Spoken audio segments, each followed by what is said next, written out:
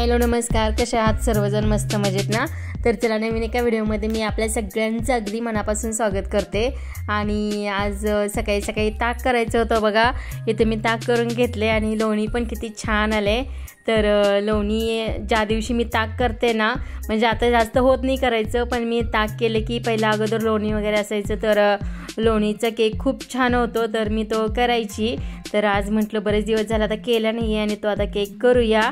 तर त्याच्यासाठी मी ताक वगैरे करून घेतले आणि लोणी वगैरे पण बघा किती छान असं काढून घेतले। आणि जे काही ताकाचं भांडं होतं ना, तर ते धुण्यात वगैरे पण वेळ घालवलेलं नाही आहे आणि तेच ताकाचं भांडं घेतलं, धुतलेलं नाही। आणि त्याच्यामध्ये मी 2 पळी आहेत ना, म्हणजे 2 मोठे चमचे आहेत, तर मी ते लोणी घालून घेते त्याच्यामध्ये।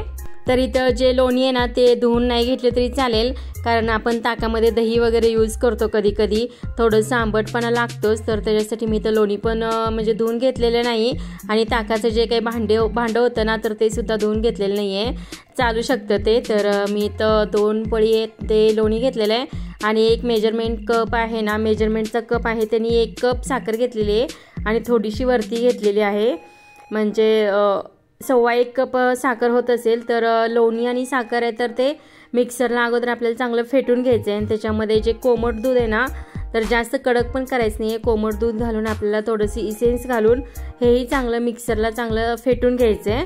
तर इथे बघा, म्हणजे अशा पद्धतीने हे फेटून घेतलेलं आहे सगळं। जर का तुम्ही जेव्हा ताक कराल ना, तर तेव्हा ही रेसिपी नक्कीच ट्राय करा, अगदी डोळे झाकून करा, अजिबात बिघडणार नाही। तर बघा, इथं मी जे दाखवले त्याप्रमाणेच घ्यायचे फक्त।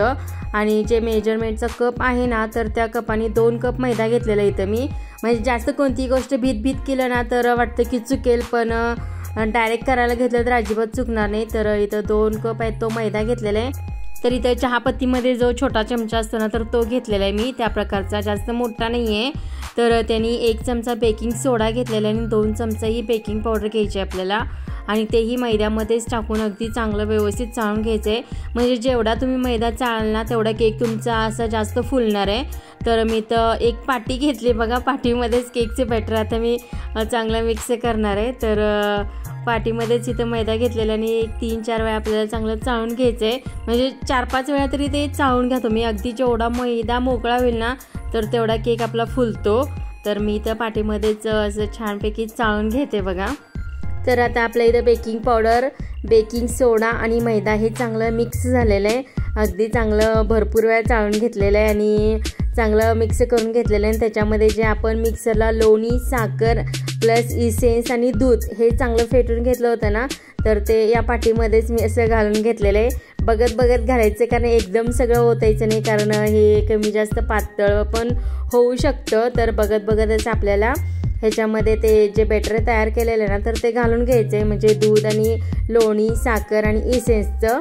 तर इथं बघा, या प्रकारे आपलं तयार झालेलं आहे पीठ हे, म्हणजे केकसाठी। तर हे थोडंसं मला शिल्लक राहिलेलं आहे, जे आपण दूध वगैरे मिक्सरला बारीक करून घेतलं, म्हणजे फेटून घेतलं होतं ना, तर ते थोडंसं शिल्लक राहिलेलं आहे। मग मी काय केलं, थोडंसं अर्धा कप आहे ना, तर ते थोडंसं मैदा चाळून घेतलेलं आहे आणि जे काही सगळं होतं तर ते दूध ह्याच्यामध्ये मी घालून घेतलेलं आहे बघा।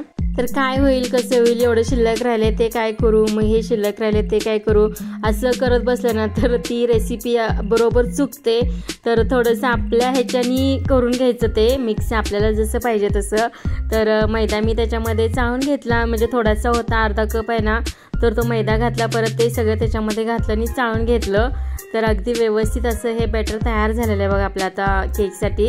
तर अजून थोडंसं मी वरून इसेन्स घालून घेते याच्यामध्ये, फक्त बेकिंग पावडर आणि बेकिंग सोड्याचं प्रमाण आहे ना, तर ते व्यवस्थित ठेवायचं आणि जे आपल्याला पीठ कसं पाहिजे ना, तर ते लक्षात ठेवायचं।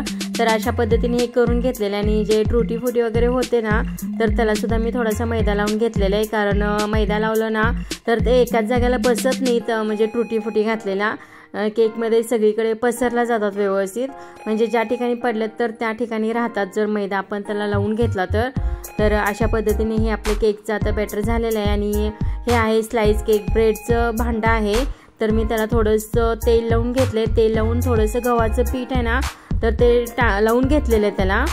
आणि त्याच्यानंतर मी थोडंसं जे केकचं बॅटर आहे तर ते लावून म्हणजे पसरून घेतलं याच्यामध्ये आणि खूप छान केक होतो हा, चुकत वगैरे अजिबात नाही। जर का तुमच्याकडे राऊंड शेपचं भांडं असेल किंवा स्क्वेअर शेपचं जर भांडं असेल ना तर त्याच्यामध्ये सुद्धा तुम्ही करू शकता. पण मला जर असं काहीतरी वेगळं करायचं होतं म्हणून मी हे ब्रेडचं भांडं आहे ना तर ते घेतलेलं आहे आणि थोडंसं चॉकलेट सिरप होतं तर ते डिझाईन येण्यासाठी चांगली ते टाकून घेतलेलं आहे. आणि त्याच्यानंतर थोडंसं चॉकलेट किसून घेतलं होतं, म्हणजे तुकडे करून घेतले होते तर ते सुद्धा त्याच्यावरती टाकलेले आहे. थोडीशी टुटी फुटी टाकले परत अजून, आणि जे केकचं बॅटर आहे तर ते त्याच्यामध्ये परत आणि पसरून घेते.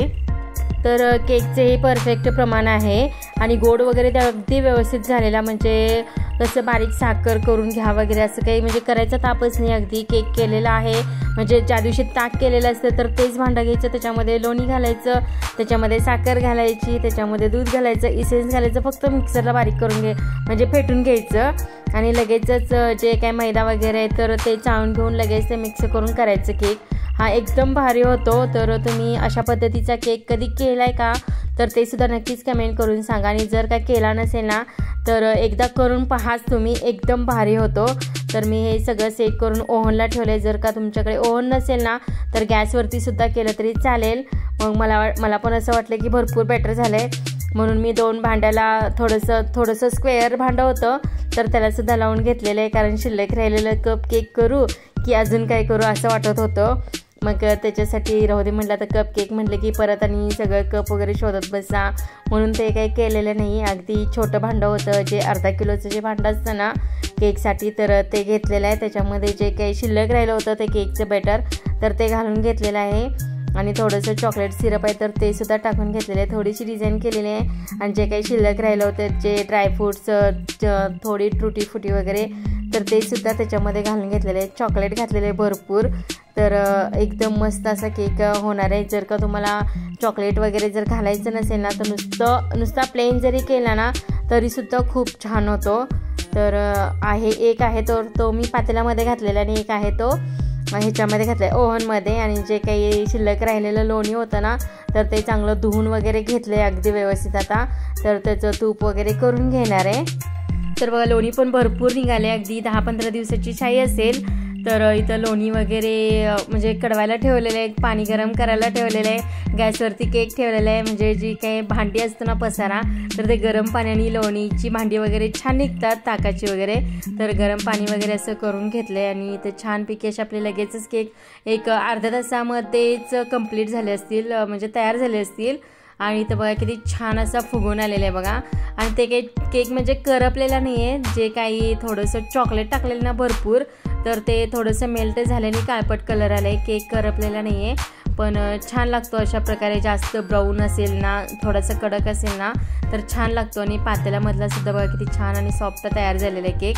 तर दोन्ही केक असे झालेत.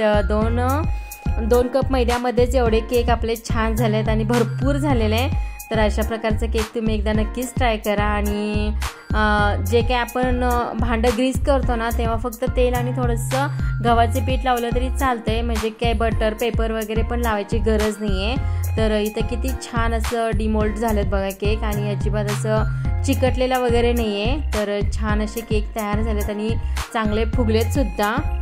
तर मस्तच झालेत ना, बघता क्षणी तोंडाला पाणी सुटत असेल ना तर कसले छान केक झालेत बघा इथं.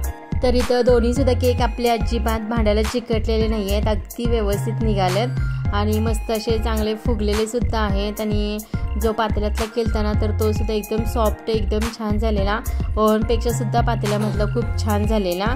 तर वरून थोडंसं जर का तुम्हाला हार्ड वाटत असेल केक तर केक जेव्हा तुम्ही काढताना त्या क्षणाला लगेच त्यावरती असं कापड वगैरे झाकून ठेवलं ना तर वरूनसुद्धा जो कडकपणा आहे तर तो त्याचा सॉफ्ट होतो. तर इथं किती छान स्लाईस पडलेत बघा. तर स्लाईस मी काढून घेतलेत थोड्याफार आणि मस्तपैकी एकदम स्पंजी केक असा आपला तयार झालेला आहे. तर हा जो काही पातेल्यातला केक आहे ना तर तो सुद्धा मी कट करून दाखवते तुम्हाला, कारण तो सुद्धा एकदम छान आणि सॉफ्ट तयार झालेला आहे. जे आपण टुटी फुटी वगैरे टाकले होते ना तर ते सुद्धा सगळीकडे असे व्यवस्थित केकमध्ये मिक्स झालेत चॉकलेट वगैरे. तर एकदम छान असं केक तयार झालेला आहे. तर तुम्ही सुद्धा जेव्हा ताक कराल ना तर तेव्हा हा केक हमखास करून पहा, अगदी डोळे झाकून करून पहा आणि कसं झालं ते सुद्धा कमेंट बॉक्समध्ये सांगायला विसरू नका. तर तुम्हाला कशी वाटली आजची रेसिपी नक्कीच सांगा। व्हिडिओ आवडला असेल तर लाईक करा, शेअर करा, नवीन असाल तर चॅनलला सबस्क्राईब करा आणि हो बेल आयकॉनही प्रेस करा, म्हणजे येणाऱ्या व्हिडिओचे नोटिफिकेशन तुम्हाला सर्वात अगोदर मिळून जातील। संपूर्ण व्हिडिओ पाहिल्याबद्दल मी आपल्या सगळ्यांचं अगदी मनापासून धन्यवाद मानते। आणि हो नक्कीच करून पहा केक हा। जेव्हा ताक कराल तेव्हा ही रेसिपी ट्राय करायला अजिबात विसरू नका। आणि बघा खाता खाताच केक सगळा थोडासा तिला इकडं तिकडं आणि मस्तपैकी असं बघितलं तर चॉकलेट वगैरे सगळीकडे मिक्स झालेलं आहे। एकदम स्पॉन्जी केक असा आपला तयार झालेला आहे आणि जे काही टूटी फुटी आहेत ना तर ते सगळीकडे असे छान पसरलेले आहेत। तर ही रेसिपी नक्कीच ट्राय करून पहा। तर चला किती छान आणि सॉफ्ट केक तयार झाला ना, तर नक्कीच ही रेसिपी करून पहा आणि अशा छानशा व्हिडिओसोबत पुन्हा आपण एकदा भेटूया। तोपर्यंत व्हिडिओ पाहिल्याबद्दल मी सगळ्यांचे परत एकदा मनापासून धन्यवाद मानते। चला नेक्स्ट व्हिडिओमध्ये भेटू, तोपर्यंत बाय बाय।